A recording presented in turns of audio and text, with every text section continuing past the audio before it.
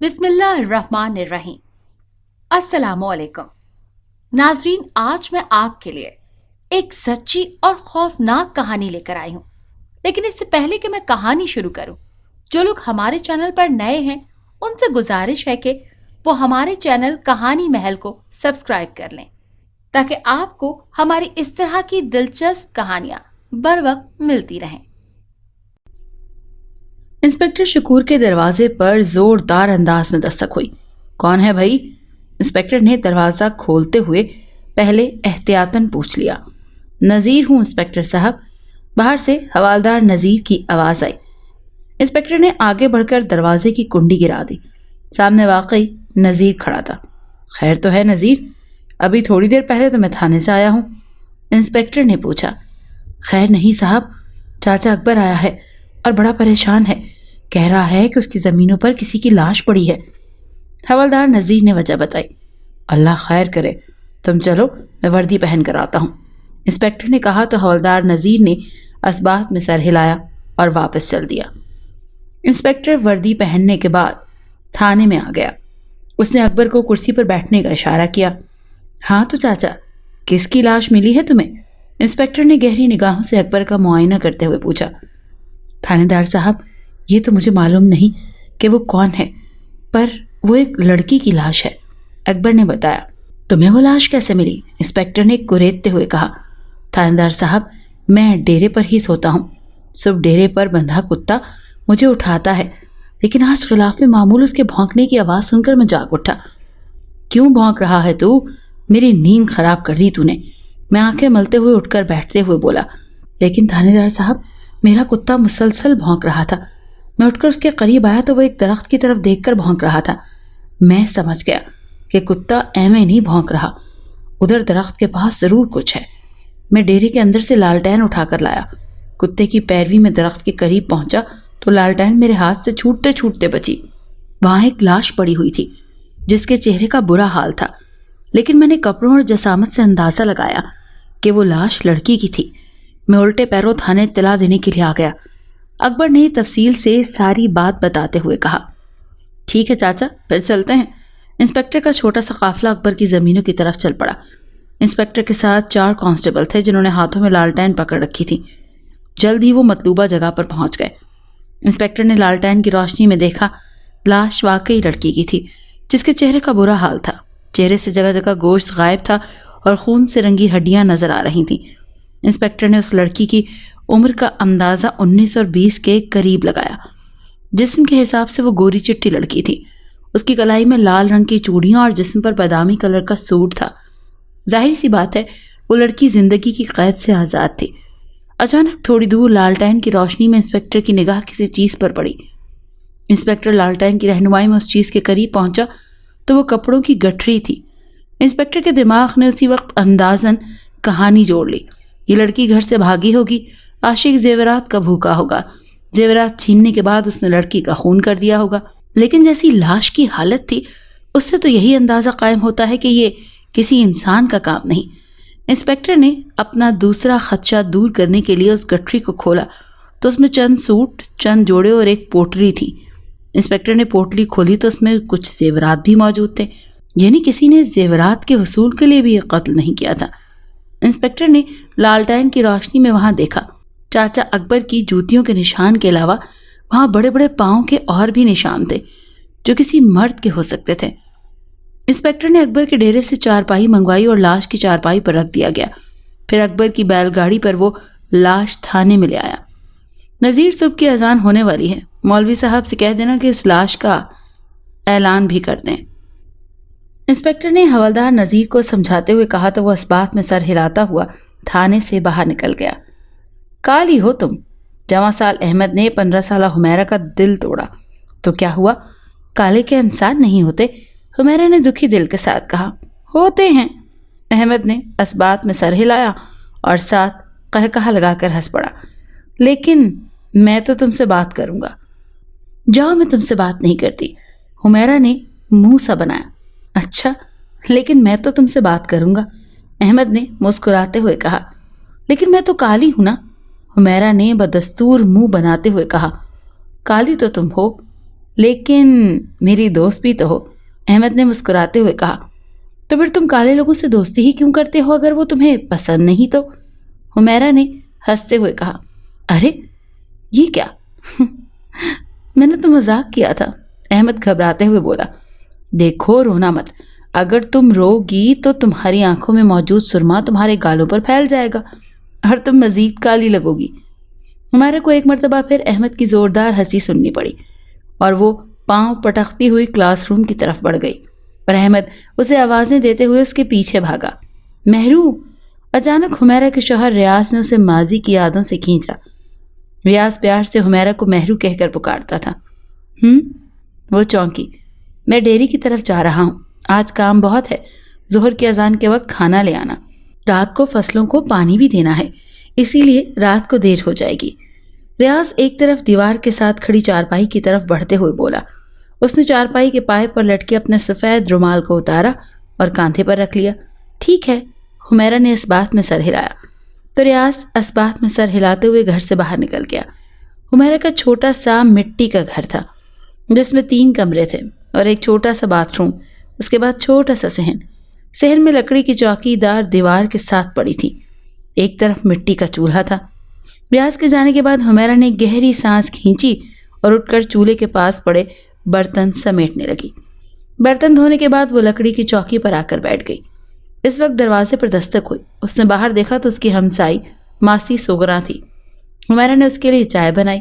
ماسی، بڑے دنوں بعد چکر لگایا ہے، حمیرہ نے چائے کی پیالی ماسی سوگرا کو پکڑاتے ہوئے کہا۔ ہاں پتر، میں اپنے میکے گئی ہوئی تھی، بڑے بھائی کی بیٹی کے دن رکھے تھے، ماسی سوگرا نے غیر حاضری کی وجہ بتائی۔ اور تو سنا، تیرا گھر والا ٹھیک ہے نا؟ ہاں ماسی، اللہ کا شکر ہے، حمیرہ نے چائے کی چسکی لیتے ہوئے کہا۔ تو بھی کبھی اپنے میکے ہو آیا کر، جب سے بیاہ کر آئی ہے کبھی کبھار ہی جاتی ہے، تیرا دل نہیں کرتا اپنے ماں پیو سے ملنے کو؟ ماسی سوگرا نے چائے کا گھونٹ بھرتے ہوئے کہا۔ بس ماسی، کیا کروں، جب سے ریاض کے ابا کا انتقال ہوا ہے تب سے اسے چھوڑنے کو دل ہی نہیں کرتا۔ اگر میں میکے چلی جاؤں گی تو اس کا خیال کون رکھے گا؟ وہ تو مجھے کئی بار کہہ چکا ہے، لیکن میرا ہی دل نہیں کرتا جانے کو۔ اماں ابا کے پاس تو بھائی بھابیاں ہیں، چھوٹی بہنیں ہیں، لیکن ریاض تو یہاں اکیلا ہے نا۔ یہ سن کر ماسی سوگرا مسکرائی۔ واری جاؤں اپنے اللہ پر، نازوں سے پلی بیٹیاں غیروں کے ہاتھوں دینے کو جی نہیں چاہتا، لیکن دینی پڑتی ہیں۔ بیٹیاں گھر چھوٹ جانے سے روتی ہیں، لیکن پھر اللہ ان کے شوہروں میں ایسا دل لگا دیتا ہے کہ ان کا اپنے ہی ماں باپ کے پاس جانے کو جی نہیں کرتا، اپنے مجازی خدا کی فکر لگی رہتی ہے بس۔ واقعی پتر، اللہ کی ہر بات میں حکمت ہے۔ اب ایسی ہی مثال اور لے لو، جب اپنا کوئی عزیز فوت ہوتا ہے تو اسے مٹی کے حوالے کرنے کو دل نہیں کرتا، لیکن پھر آہستہ آہستہ اس کی یادیں بھی ختم ہو جاتی ہیں، یعنی اللہ تعالیٰ صبر دے ہی دیتا ہے۔ اللہ بڑا غفور الرحیم ہے، اس کی ہر بات نرالی ہے، ماسی سوگرا نے کہا۔ ہاں ماسی، وہ بڑی مہربان ذات ہے، حمیرہ نے ماسی سوگرا کی تائید میں سر ہلایا۔ پتر، بھلا تو نے کچھ سنا؟ ماسی سوگرا حمیرہ کے تھوڑی قریب ہوئی۔ کیا ماسی؟ حمیرہ حیران ہوئی۔ رات تھانے دار کو ایک لڑکی کی لاش ملی ہے، ماسی دھیمے لہجے میں بولی۔ لاش؟ حمیرہ گھبرائی۔ ہاں پتر، ابھی لاش کی شناخت نہیں ہوئی، اور پتہ نہیں کیوں ماسی سوگرا نے کہتے ہوئے بات ادھوری چھوڑ دی۔ کیوں ماسی؟ حمیرہ نے پوچھا۔ لاش کے چہرے کا برا حال تھا، تھانے دار گاؤں سے پتہ کرا رہا ہے، اور مجھے معلوم ہے کہ وہ کس کی لڑکی ہے، ماسی سوگرا نے ہلکے سے لہجے میں کہا۔ تجھے کیسے معلوم ماسی؟ حمیرہ نے حیرت سے پوچھا۔ میری ہمسائی ہے نا، شادہ، اس کی بیٹی ہے رضیہ۔ ماسی سوگرا کا لہجہ بدستور دھیما تھا۔ شادہ کی بیٹی؟ حمیرہ نے حیرت کے باعث منہ میں انگلی ڈالی۔ پتر، اس کا اکرم کمہار کے ساتھ چکر چل رہا ہے نا، ماسی سوگرا نے بتایا۔ اچھا، حمیرہ نے حیرانگی سے لفظ اچھا کو ادا کیا۔ ہاں پتر، گھڑا لینے کے بہانے کئی دفعہ اس کی دکان پر گئی تھی، میں بھی اس دن اس کی دکان سے ہی گھڑا خریدنے گئی تھی۔ یہ گھڑا کتنے کا ہے؟ رضیہ نے ایک گھڑے کو اٹھاتے ہوئے کہا۔ آپ کے لیے مفت ہے، بلکہ یہ سارے گھڑے آپ کے لیے مفت ہیں، اکرم کمہار نے بڑے پیار سے کہا۔ میں اس وقت اپنے لیے کوئی اچھا سا گھڑا ڈھونڈ رہی تھی، اکرم کی اس بات پر میں چونکی، گھوم کر دونوں کی طرف دیکھا۔ رضیہ نے غصے سے آنکھوں کے ذریعے میری طرف اشارہ کیا۔ اکرم کو اپنی غلطی کا احساس ہو گیا اور وہ سنبھلتے ہوئے بولا۔ میرا مطلب ہے آپ چاچے رحمو کی بیٹی ہو نا، اور چاچا رحمو میرے ابے کا بڑا اچھا یار ہے۔ میں تو گھڑا لے کر واپس آ گئی، پر رضیہ اس کی دکان پر کافی دیر بیٹھی رہی۔ اس کے بعد بھی میں نے ان کی کئی ملاقاتیں دیکھی۔ ایک دن میں کھوہ سے پانی بھرنے گئی تو میں نے دیکھا کہ کھوہ سے تھوڑی دور ایک درخت کے سائے میں دونوں بیٹھے ہوئے تھے۔ تھوڑی دیر بعد اکرم اس کی گود میں سر رکھ کر لیٹ گیا۔ میں ایسا شرمناک منظر دیکھ کر واپس آ گئی۔ آج تو جب میں شادہ کے گھر گئی تو وہ رو پیٹ رہی تھی۔ میں نے شادہ کے شوہر احمد سے پوچھا تو اس نے کہا کہ شادہ کی طبیعت ٹھیک نہیں ہے۔ میں نے رضیہ کا پوچھا تو اس نے بتایا کہ اپنے چاچے نوردین کے گھر دوسرے گاؤں گئی ہے۔ پر حمیرہ پتر، میں نے بھی اپنے بال دھوپ میں سفید نہیں کیے۔ شادہ کی طبیعت بالکل ٹھیک ہے، وہ بیٹی کے غم میں رو رہی تھی۔ باقی تھانے دار نے ابھی انہیں بتایا نہیں، اور پتہ نہیں بلایا بھی ہے کہ نہیں۔ سویرے فجر ویلے دیکھا تھا، تھانے دار نے گاؤں کی مسجد میں اعلان کروا دیا ہے۔ اسے ایک نوجوان لڑکی کی لاش ملی ہے جو تھانے میں پڑی ہے۔ ابھی تو پتر سویرا سویرا ہے، باقی پتہ چل ہی جائے گا کہ وہ لاش رضیہ بیچاری کی ہی ہے۔ یہاں تک کہہ کر ماسی سکرا گہرے گہرے سانس لینے لگی، اور ایک ہی سانس میں کئی باتیں جو کر گئی تھی۔ تو ماسی، اکرم کمہار کہاں ہے؟ حمیرہ نے پوچھا۔ اس کا تو پتر مجھے معلوم نہیں، اب میں اس کے گھر ہی جا رہی ہوں تاکہ معلوم ہو کہ وہ گھر پر ہے کہ نہیں، ماسی سغرا نے اٹھتے ہوئے کہا۔ ماسی، مجھے بھی بتانا۔ حمیرہ بھی ماسی سغرا کے ساتھ اٹھ کھڑی ہوئی۔ ہاں پتر، اکرم کے گھر سے ہونے کے بعد میں تیری طرف ہی آؤں گی، ماسی سغرا نے کہا۔ ماسی سغرا کے جانے کے بعد حمیرہ نے لکڑی کی چوکی سے خالی پیالی اٹھائی اور دھونے کے بعد برتنوں والی الماری میں رکھ دی۔ حمیرہ کی یہ پرانی عادت تھی، وہ کوئی بھی برتن زیادہ دیر تک گندا نہیں رہنے دیتی تھی۔ وہ واپس لکڑی کی چوکی پر آ کر بیٹھ گئی۔ ریاض حمیرہ کے لیے اچھا شوہر ثابت ہوا تھا، اس کا بڑا خیال رکھتا تھا۔ حمیرہ تو ویسے بھی موم کی گڑیا تھی، جلد ہی وہ پگھل گئی، اور وہ بھی شادی کے بعد ریاض سے محبت کرنے لگی۔ اس کا سسر نور محمد بھی اچھا آدمی تھا۔ نور محمد اکثر بیمار رہتا تھا۔ ایک دن وہ اللہ کو پیارا ہو گیا۔ حمیرہ پہلے ہی اپنے ماں باپ کے ہاں کم جاتی تھی، کیونکہ جب بھی وہ گاؤں جاتی تھی تو احمد کی یادوں کے زخم تازہ ہو جاتے تھے۔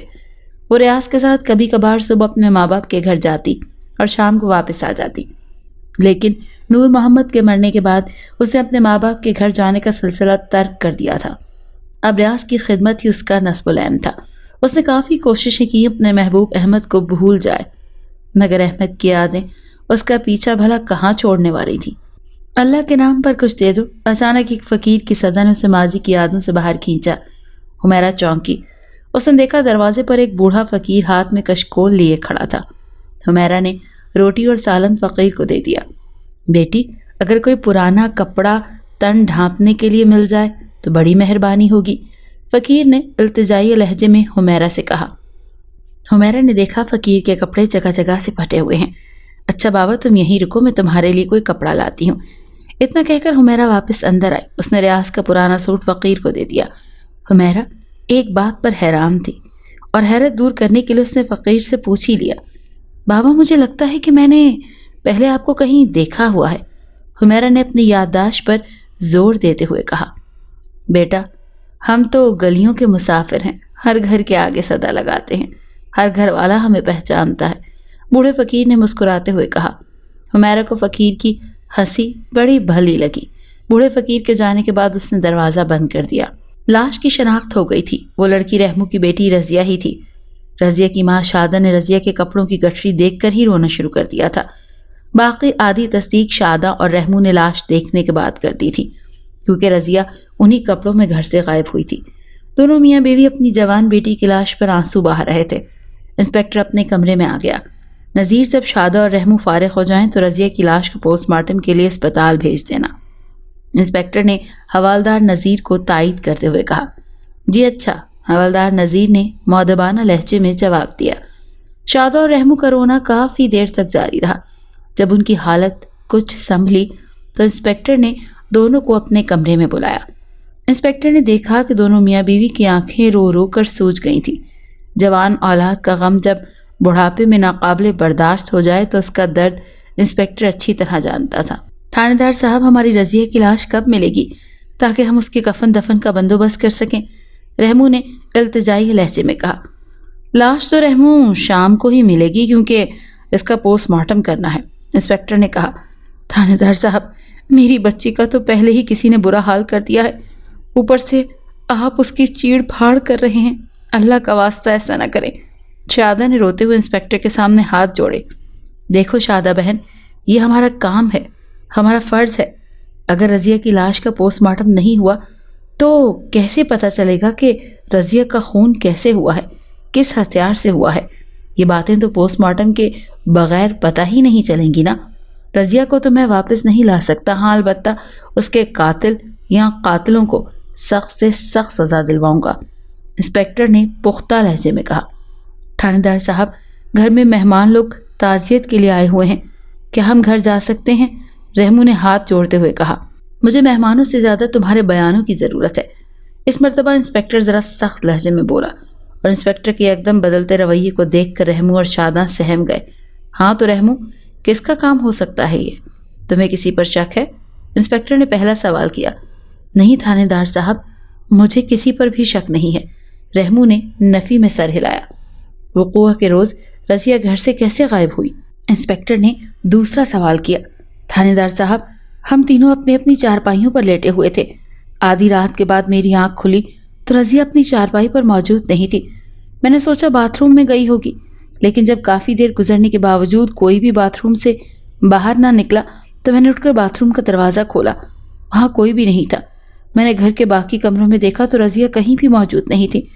मैंने शादा को उठाया और सारी सूरत हाल से आगाह किया तो वो परेशान हो गई। थानेदार साहब, जवान बेटी का मामला था, हमने पड़ोसियों को उस वक्त जगाना मुनासिब नहीं समझा। सोचा अगर सुबह थाने जाकर रिपोर्ट दर्ज कराऊंगा तो सारी परेशानी में गुजर जाएगी रात। शादा तो रोती रही। अचानक शादा रज़िया के कमरे में गई तो उसने मुझे आवाज़ दी। मैं रज़िया के कमरे में गया तो शादा ने बताया कि कमरे में रज़िया के जेवरात और कपड़े भी गायब हैं, यानी वो अपनी मर्जी से अपने किसी आशिक के साथ भागी थी। मैंने शादा पर गुस्सा होना शुरू कर दिया कि उसे इस बारे में मालूम ही नहीं था। शादा ने कस्में खाई कि उसे इस बारे में अगर कुछ मालूम होता तो वो ज़रूर बताती। मैंने मज़ीद गुस्सा किया कि वो कैसी माँ है कि उसे अपनी बच्ची का नहीं पता। हम दोनों इसी बहस में मसरूफ़ थे कि फजर की अजानें होने लगी। अजान के बाद ऐलान हुआ कि थाने वालों को एक लाश मिली है। मौलवी साहब ने लाश की जो निशानियां बताई थी उससे हमें यकीन हो गया कि ये लाश रज़िया की ही है। पहले तो हम दोनों मियाँ बीवी में हिम्मत ना हुई कि जाकर लाश देख लें, फिर थानेदार साहब हमें हिम्मत करना पड़ी। लाश वाकई हमारी रज़िया की थी। इतना कहकर रहमू एक मर्तबा फिर रोने लग गया। इंस्पेक्टर ने जायवक़ूत से मिलने वाले कपड़ों की गठरी रहमू और शादा के सामने टेबल पर रख दी, जिसे वो फौरन पहचान गए। रहमू, इस गठरी के मिलने से एक बात तो वाज़े है, इंस्पेक्टर ने सोचते हुए कहा। वो क्या थानेदार साहब? रहमू ने हैरत से पूछा।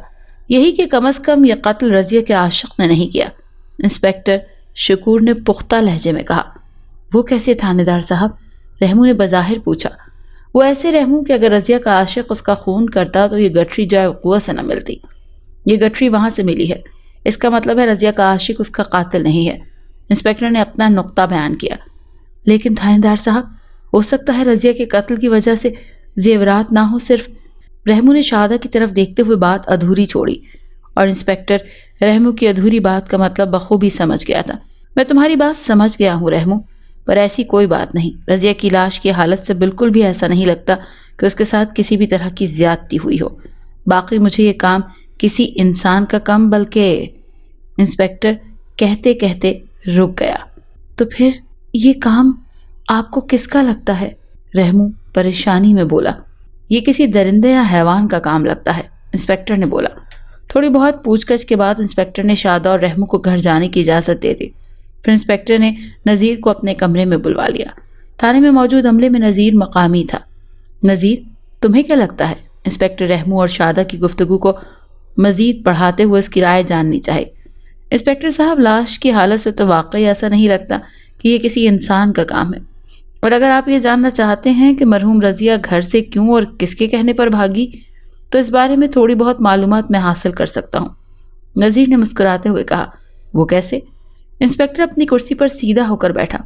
हमारे गांव में सुगरा मासी है जो गांव में चुगली मासी के नाम से मशहूर है। वो हर घर की खबर रखती है, उससे कोई ना कोई काम की बात ज़रूर मालूम हो जाएगी, नज़ीर ने कहा। तो फिर देर किस बात की? जल्दी से जाओ और मासी चुगली से ज़रा मिलो। इंस्पेक्टर ने तेज लहजे में कहा। इंस्पेक्टर साहब वो कुछ पैसे लेगी। अगर मासी चोखली को कुछ पैसे मिल जाएं तो उसकी ज़बान फर चलेगी, वरना उसकी ज़बान बार बार अटकती रहेगी। नज़ीर ने झिझकते हुए कहा। हाँ हाँ ज़रूर। इतना कहकर इंस्पेक्टर ने अपनी पैंट की जेब से अपना पर्स निकाला। वो कई घंटों से घोड़ा भगा रहा था। वो हर हाल में अपनी मंजिल तक पहुंचना चाहता था।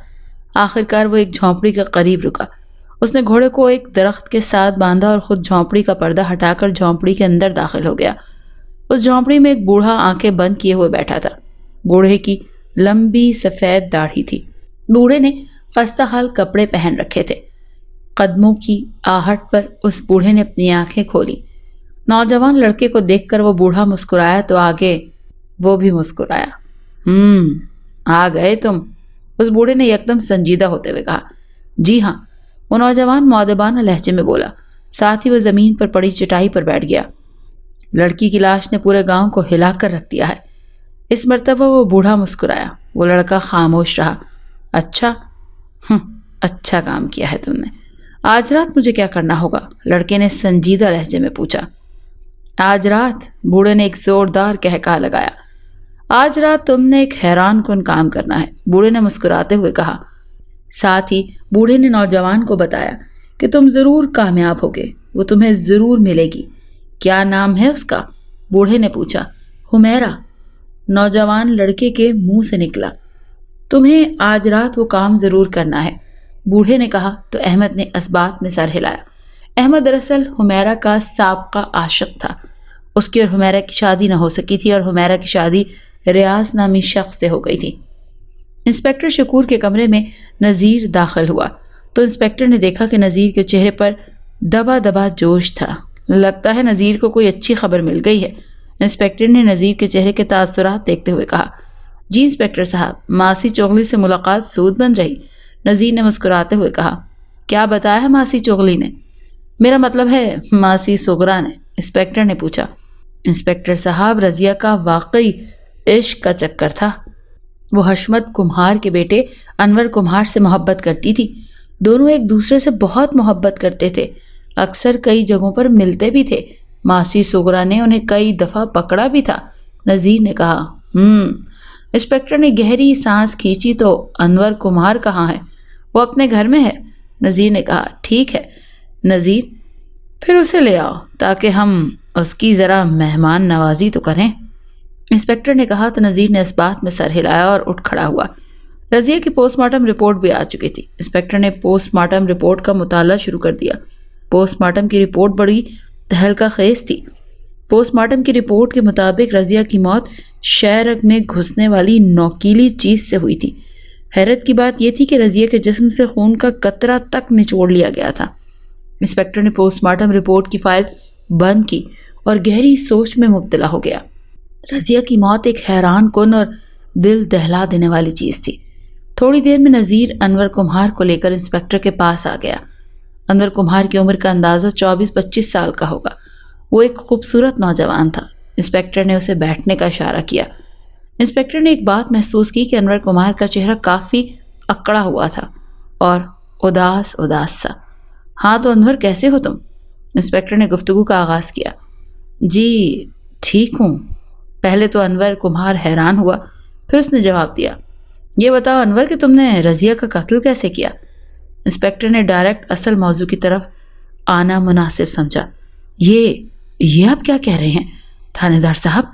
अनवर ने घबराते हुए कहा। देखो अनवर, मुझे अपने मुखबिर से पता चला है कि तुम और रज़िया एक दूसरे से बहुत मोहब्बत करते थे और रज़िया घर से बाकायदा तैयारी से भागी थी। तुम्हारी भलाई इसी में है कि मुझे सब कुछ सच सच बता दो। मैंने तुम्हारी हालत से अंदाज़ा लगा लिया है कि तुमने कभी थाने की शक्ल तक नहीं देखी, लेकिन इतना मुझे यकीन है कि थाने के ड्राइंग रूम के कहे तुमने ज़रूर सुने होंगे। तुम्हें थाने के ड्राइंग रूम में ज़्यादा से ज़्यादा 1 घंटा लगेगा और तुम फर बोलोगे।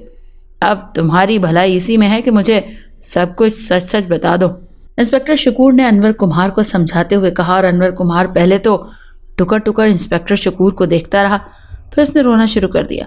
थानेदार साहब, मैं और रज़िया वाकई एक दूसरे से बहुत मोहब्बत करते थे, लेकिन रज़िया ज़िंदगी के इस मुश्किल सफ़र में मुझे अकेला छोड़ गई। تھانے دار صاحب، ہم نے واقعی بھاگنے کا پروگرام بنایا تھا۔ میں نے رضیہ سے کہا تھا کہ چاچا اکبر کی زمینوں پر ہم دونوں ملیں گے۔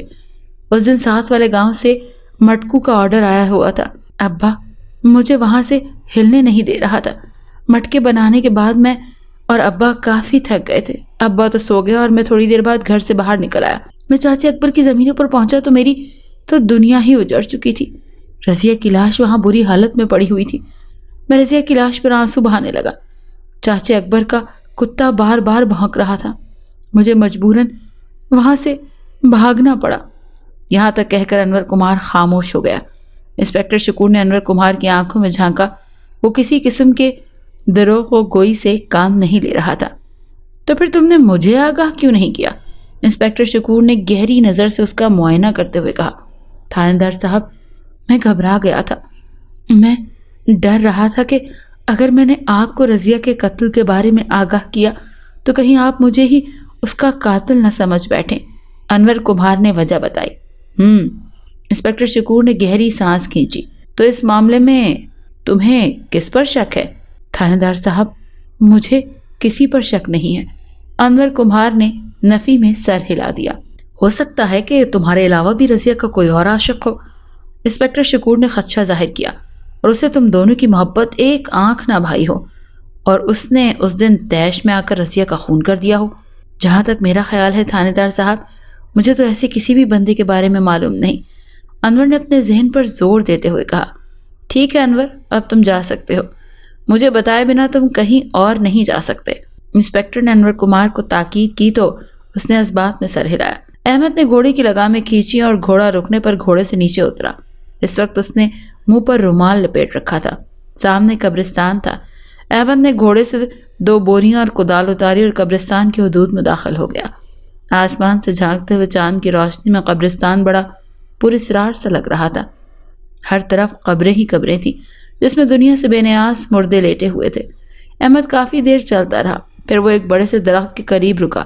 درخت کے نیچے 2 اکٹھی قبریں تھیں اور کچی تھیں۔ اچانک احمد گھوما۔ اسے یوں محسوس ہوا جیسے کوئی اس کے پیچھے ہو، لیکن پیچھے تو کوئی بھی نہیں تھا۔ احمد سیدھا ہوا اور ان دونوں قبروں میں سے ایک قبر کھودنے لگا۔ وہ اب ارد گرد سے بیگانہ ہو گیا تھا۔ کافی دیر بعد اس نے مکمل قبر کھود ڈالی۔ احمد نے چاند کی اور ٹارچ کی روشنی میں قبر کا منظر دیکھا جو انتہائی خوفناک تھا۔ قبر کے اندر ایک لاش تھی جس پر کیڑے مکوڑوں کا راج تھا۔ لاش پر جگہ جگہ سے گوشت غائب تھا، کئی جگہ سے تو خون میں نہائی ہڈیاں صاف نظر آ رہی تھیں۔ اب احمد نے دوسری قبر کھودنا شروع کر دی۔ انسپکٹر شکور تھانے کے کمرے میں بیٹھا گہری سوچوں میں گم تھا۔ نذیر کمرے میں داخل ہوا۔ انسپکٹر صاحب، باہر گورکن آیا ہے۔ سلیوٹ کرنے کے بعد نذیر نے اپنے آنے کی وجہ بیان کی۔ گورکن؟ انسپکٹر نے حیرانگی سے لفظ گورکن دہرایا۔ بھیجو اسے۔ نذیر اس بات میں سر ہلاتا وہ کمرے سے باہر نکل گیا۔ تھوڑی دیر بعد ایک 45 سال کا آدمی اندر داخل ہوا۔ انسپکٹر نے اسے بیٹھنے کا اشارہ کیا۔ ہاں بولو، کیسے آنا ہوا؟ انسپکٹر نے گورکن کے بیٹھنے کے بعد اس کے آنے کی وجہ پوچھی۔ تھانے دار صاحب، رات میرے قبرستان میں عجیب گڑبڑ ہو گئی، گورکن نے کہا۔ تمہارے قبرستان میں؟ انسپکٹر حیران ہوا۔ لیکن میں نے تو سنا ہے کہ قبرستان تو مردوں کا ہوتا ہے۔ جی وہی تھانے دار صاحب، گورکن نے تیزی سے اس بات میں سر ہلایا۔ ہاں تو بتاؤ کیا گڑبڑ ہوئی؟ میرا مطلب ہے مردوں کے قبرستان میں عجیب گڑبڑ ہو گئی صاحب۔ اتنا کہہ کر گورکن ایک مرتبہ پھر خاموش ہو گیا۔ گڑبڑ کیا ہوئی؟ انسپکٹر نے سخت لہجے میں کہا۔ تھانے دار صاحب، رات میں اپنے گھر میں سو رہا تھا کہ اچانک مجھے شور کی آواز سنائی دی۔ پہلے تو میں سمجھا کوئی گیدڑ یا کتا ہوگا، پر جب میں نے غور کیا تو میں پہچان گیا، قبرستان میں تو کوئی زندہ انسان گھوم رہا تھا۔ کیا؟ تھانے دار صاحب، جب میں سمت کر کے اپنے گھر سے باہر نکلا تھانے دار صاحب، جب میں ہمت کر کے اپنے گھر سے باہر نکلا تو میرا شک صحیح نکلا۔ چاند کی روشنی میں نے دیکھا کوئی نوجوان شخص ہاتھ میں کدال پکڑے ہلکے ہلکے قدموں کے ساتھ آگے جا رہا ہے۔ میں نے دل میں اللہ کو یاد کیا اور دبے قدموں سے اس کا پیچھا کرنے لگا۔ قبرستان میں لگے درخت اس کام میں میری مدد کر رہے تھے۔ پھر وہ جوان ایک بڑے سے درخت کے قریب آ کر جھکا۔ یکدم میں نے مڑ کر دیکھا، شاید اسے میری موجودگی کا احساس ہو گیا تھا۔ میں بھی تیزی سے ایک درخت کے پیچھے چھپ گیا۔ کسی کی موجودگی نہ پا کر وہ سیدھا ہوا اور اپنے ساتھ لائی ہوئی کدال سے ایک قبر کھودنے لگا۔ قبر کھودنے کے بعد وہ کافی دیر قبر میں موجود لاش کو گھورتا رہا، پھر وہ قبر میں اتر گیا اور قبر میں موجود انسانی اعضاء بوری میں ڈالنے لگا۔ اس کے بعد اس نے دوسری قبر کھودی اور اس میں موجود بھی انسانی اعضاء دوسری بوری میں ڈالے اور قبرستان سے باہر نکل گیا۔ اتنا کہہ کر گورکن خاموش ہو گیا۔ تو مجھے اس وقت اطلاع دینے کیوں نہیں آئے؟ انسپکٹر نے سخت لہجے میں کہا۔ تھانے دار صاحب، رات کا ویلا تھا نا، ویسے بھی اس کے چہرے پر رومال تھا، میں اسے پہچان بھی نہ سکا۔ سوچا آپ آرام کر رہے ہوں گے، اسی لیے اب آپ کے پاس آ گیا ہوں، گورکن نے سمجھانے والے لہجے میں کہا۔ ٹھیک ہے، تو مجھے وہ قبریں دکھاؤ، تھانے دار نے اٹھتے ہوئے کہا۔ چلیے صاحب۔ گورکن اٹھ کر کھڑا ہوا۔ جلد ہی وہ دونوں اس جگہ پہنچے۔ دونوں قبروں کی مٹی اب برابر تھی، یعنی وہ جو کوئی بھی تھا اپنا کام کر کے چلا گیا تھا، لیکن قبر کی مٹی سے صاف لگ رہا تھا کہ اس قبر کو کھودا گیا تھا۔ تو کھودو ان قبروں کو، انسپکٹر نے کہا تو گورکن نے اس بات میں سر ہلاتے ہوئے ان قبروں کو کھودنا شروع کر دیا۔ انسپکٹر کے ساتھ حوالدار نذیر کے علاوہ 2 کانسٹیبل اور بھی تھے۔ گورکن نے قبریں کھودی تو اس میں واقعی انسانی اعضاء موجود نہیں تھے۔ اچھا، تم بتا سکتے ہو کہ یہ دونوں قبریں کس کی ہیں؟ انسپکٹر نے گورکن سے پوچھا تو اس نے نفی میں سر ہلاتے ہوئے کہا، نہیں تھانے دار صاحب، میں نہیں جانتا۔ یہ کیسے ہو سکتا ہے؟ تمہیں تو ہر قبر کی پہچان ہونی چاہیے، تھانے دار نے حیرت سے پوچھا۔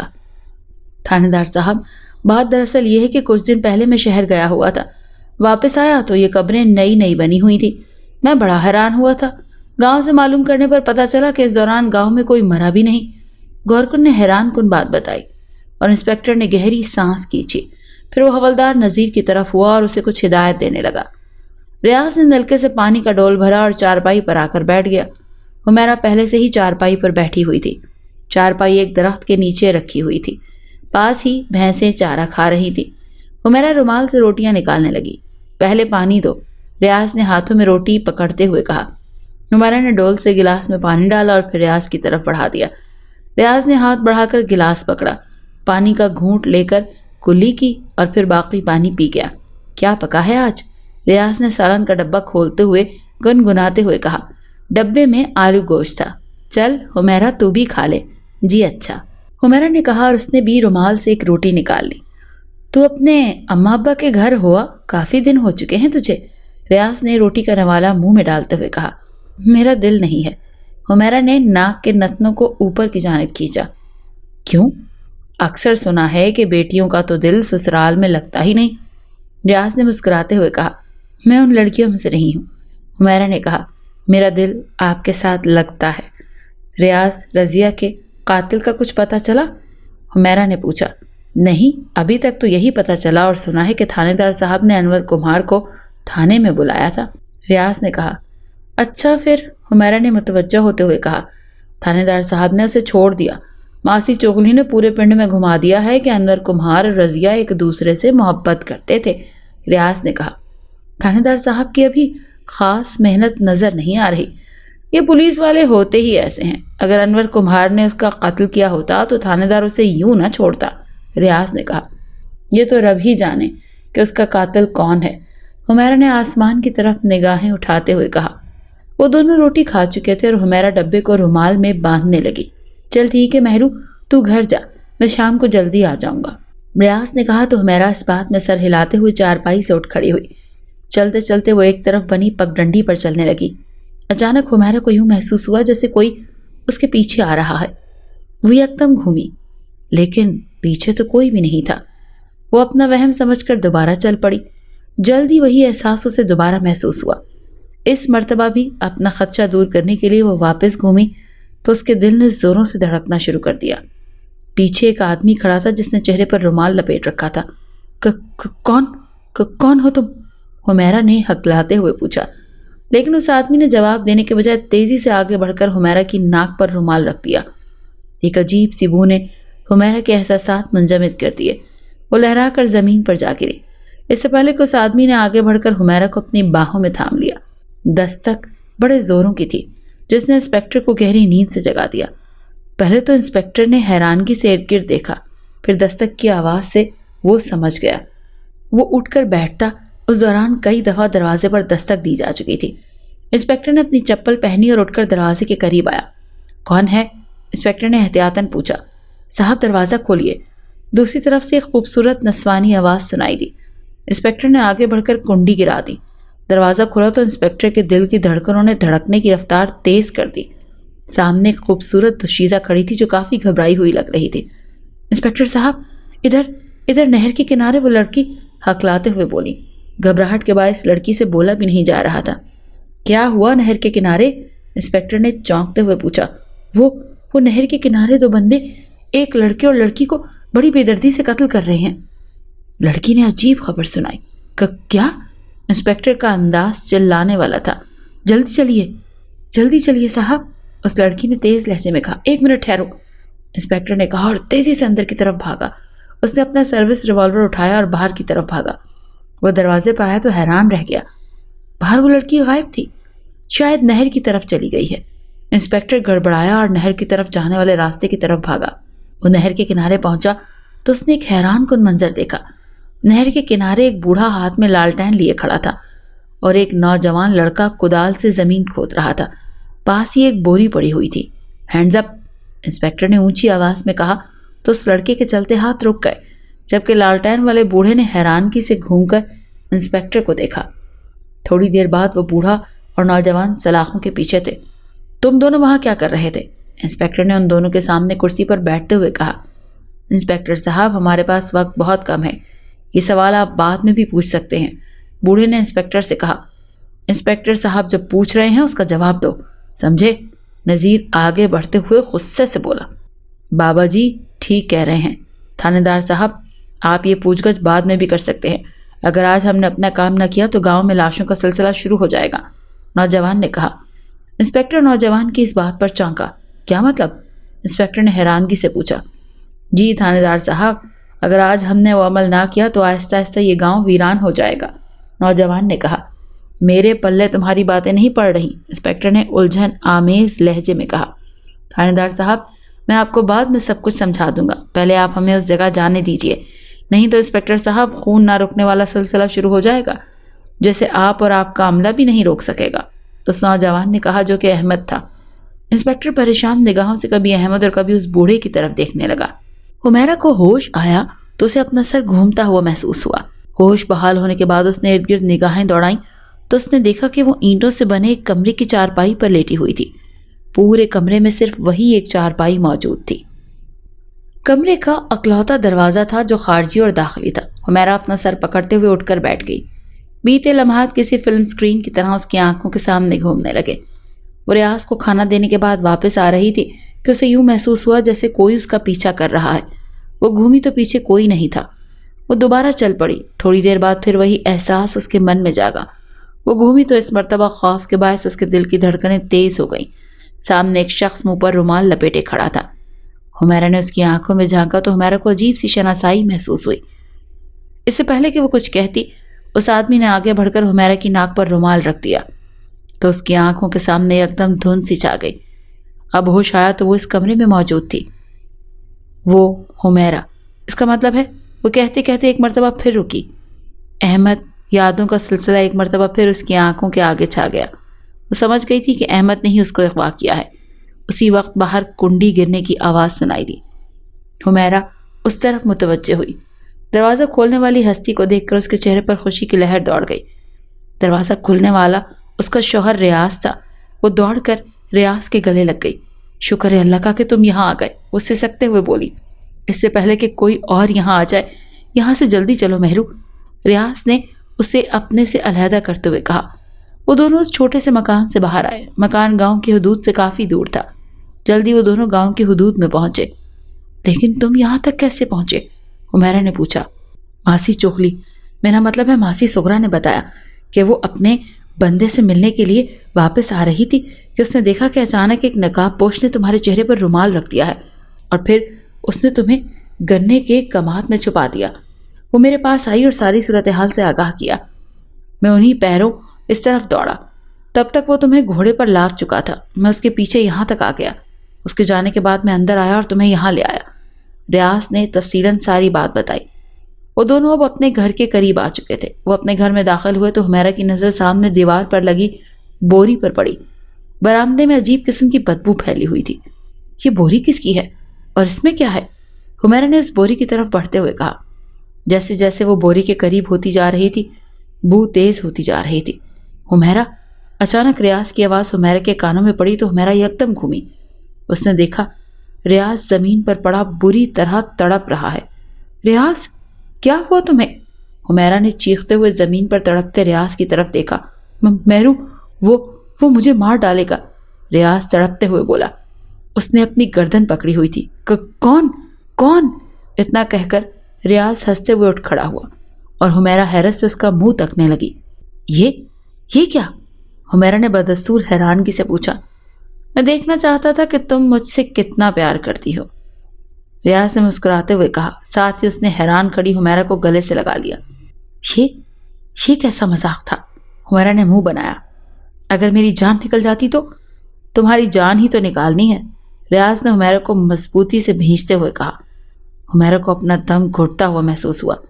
रियाज, हुमैरा बमुश्किल बोली। हुमैरा को छोड़ दो। अचानक एक आवाज़ गूंजी तो रियाज ने हुमैरा को छोड़ा और घूमकर पीछे देखा। पीछे अहमद के साथ इंस्पेक्टर शकूर, बूढ़ा और 4 कांस्टेबल खड़े थे। रियाज ने जैसे ही हुमैरा को छोड़ा वो बुरी तरह खांसने लगी।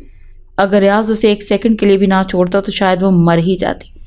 इंस्पेक्टर ने अपना रिवॉल्वर और कांस्टेबलों ने अपनी बंदूकों का रुख रियाज की तरफ कर दिया। रियाज ने एक जोरदार कहका लगाया और बोला, ये बंदूकें और पिस्तौल मेरा कुछ बिगाड़ नहीं सकती।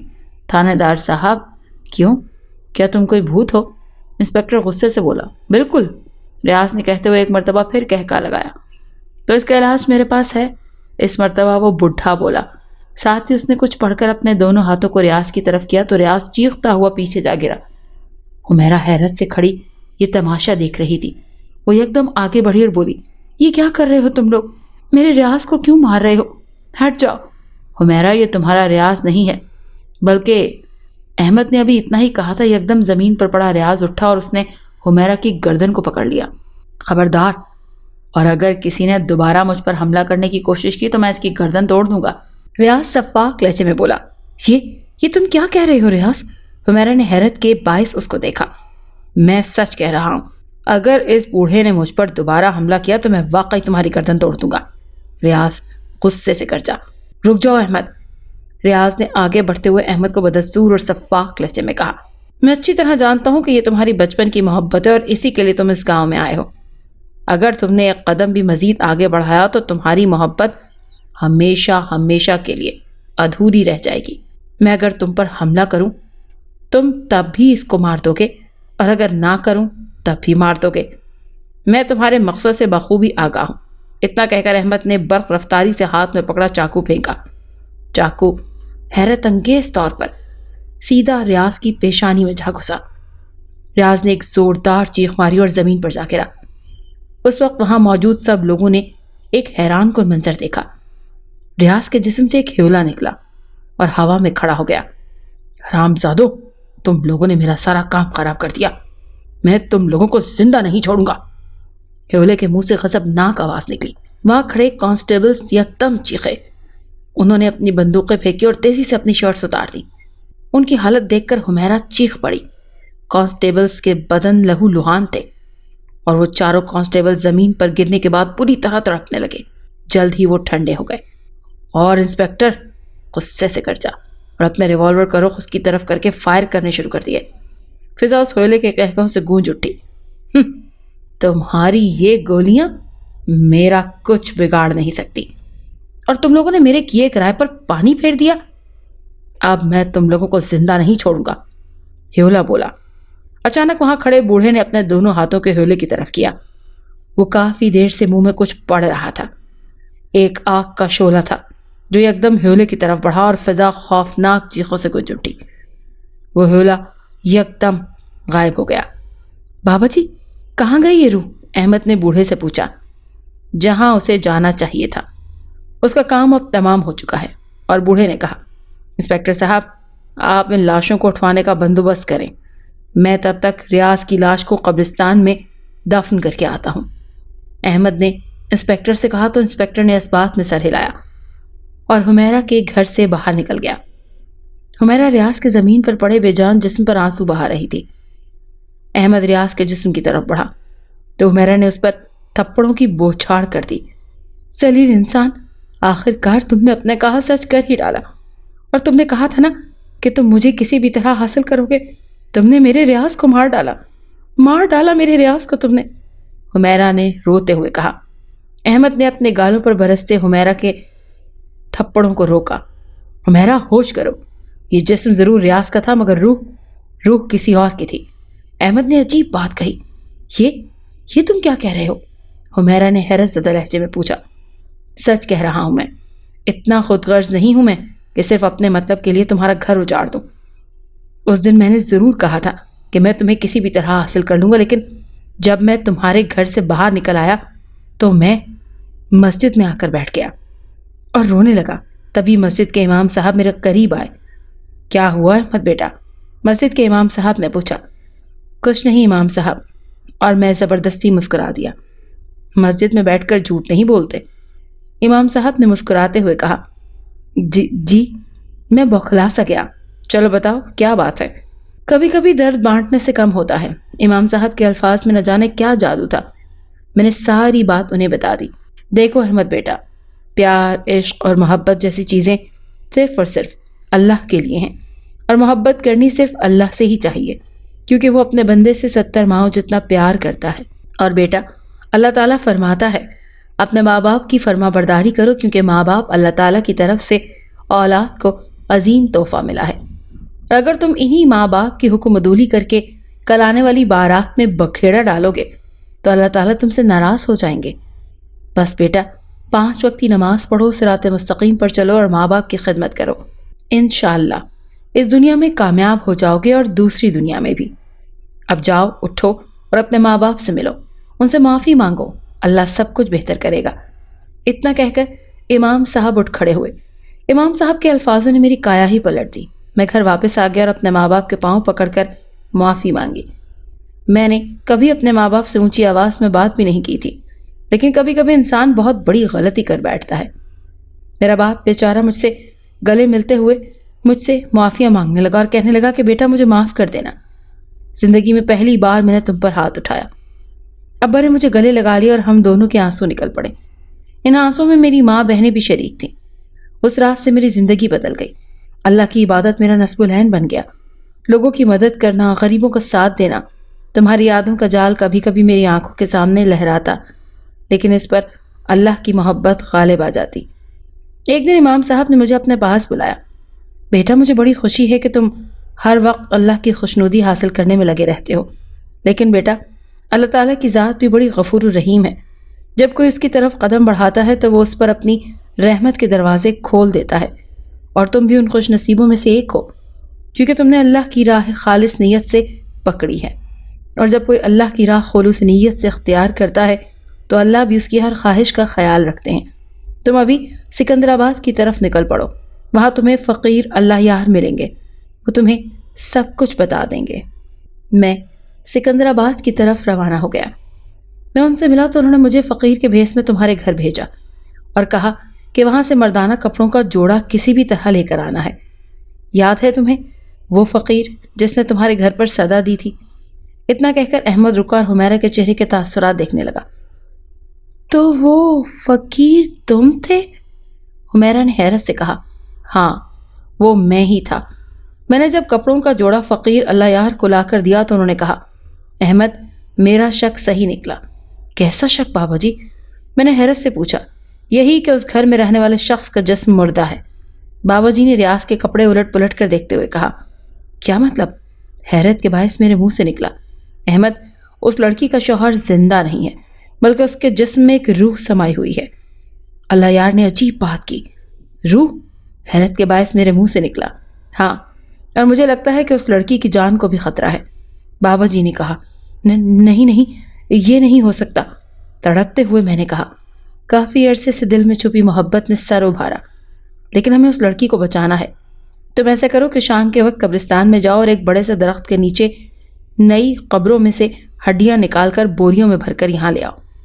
مجھے ان ہڈیوں سے ساری کہانی کا پتہ چل جائے گا۔ بابا جی نے کہا تو میں نے اس بات میں سر ہلایا۔ میں ان ہڈیوں کو لے کر بابا جی کے پاس آیا۔